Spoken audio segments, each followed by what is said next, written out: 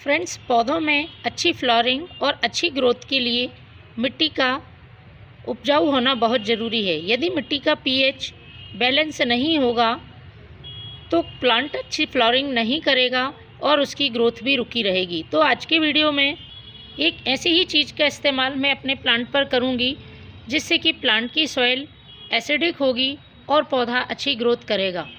इसके साथ ही पौधे को अच्छे पोषक तत्व मिल सकेंगे जो कि उसकी ग्रोथ के लिए और पौधे में फूल लाने के लिए ज़रूरी हैं।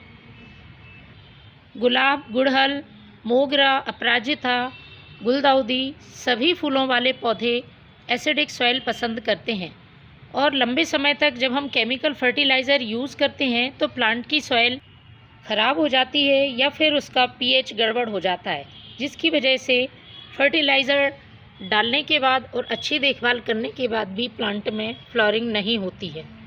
तो यूँ तो कई तरीके हैं जिससे कि हम अपने प्लांट की सॉइल को एसिडिक कर सकते हैं, क्योंकि केमिकल फर्टिलाइज़र का यूज़ प्लांट को नुकसान पहुंचाता है। इसलिए हमारी कोशिश रहनी चाहिए कि हम प्लांट पर जैविक फर्टिलाइज़र का यूज़ करें और घर में ही मौजूद चीज़ों से अपने प्लांट की सॉइल को उपजाऊ बनाएं।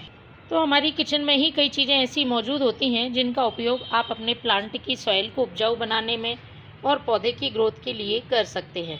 लेकिन फर्टिलाइज़र देने के साथ साथ हमें प्लांट की देखभाल से संबंधित कुछ बातें ध्यान रखनी है, तभी प्लांट पर फर्टिलाइज़र का सही फ़ायदा देखने को मिलता है। रोज़ प्लांट के लिए सबसे पहला काम होना चाहिए इसकी प्रूनिंग का। प्लांट में जितनी अच्छी आप प्रूनिंग करेंगे, प्लांट नई ग्रोथ भी लगातार करता रहेगा। देखिए, इस तरह से रोज़ प्लांट में नई ग्रोथ हो रही है। लेकिन आपको सर्दी के दिनों में और ख़ासतौर पे जब उसमें फ्लावरिंग हो रही है, तब आपको हार्ड प्रूनिंग बिल्कुल भी नहीं करनी है। जब भी फूल सूख जाते हैं या टहनियाँ ख़राब होती हैं, तभी आपको इसको कट करना है।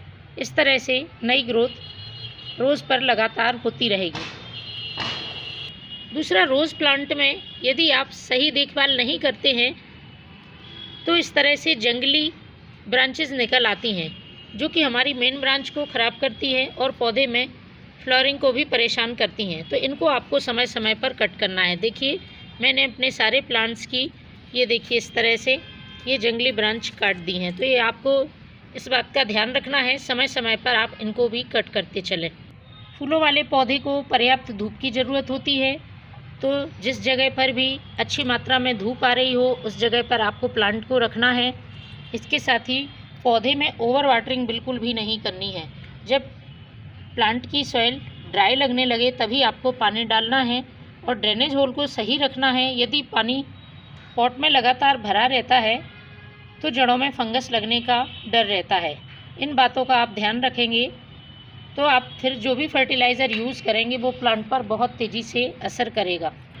तो फ्रेंड्स, प्लांट में किसी भी फर्टिलाइज़र को डालने से पहले एक दिन पहले आप मिट्टी की गुड़ाई ज़रूर कर लें।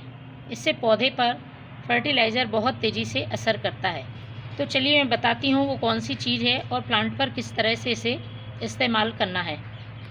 हमें लेना है 1 गिलास पानी।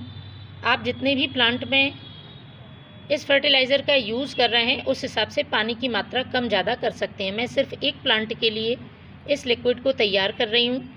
इसके बाद हमें लेना है कॉफ़ी पाउडर। आप कोई सा भी कॉफ़ी पाउडर इस्तेमाल कर सकते हैं, हमारी किचन में हमें आसानी से मिल जाता है, लेकिन हमें इसकी ज़्यादा मात्रा यूज़ नहीं करनी है। प्लांट की सॉइल को एसिडिक करने का काम करता है और इसमें मौजूद पोषक तत्व पौधे के विकास के लिए और उसमें फूल लाने के लिए बहुत ज़रूरी हैं। महीने में एक बार आपको इसका यूज़ अपने प्लांट पर करना है। तो मैंने 1 चम्मच कॉफ़ी पाउडर को थोड़े से पानी में मिलाकर इस तरह से एक लिक्विड बना लिया है। इस लिक्विड का यूज़ मैं अपने प्लांट पर करूँगी। तो 1 गिलास पानी में आपको ये 10 ml कॉफ़ी पाउडर डाल देना है। इसे अच्छी तरह से मिक्स कर लेना है।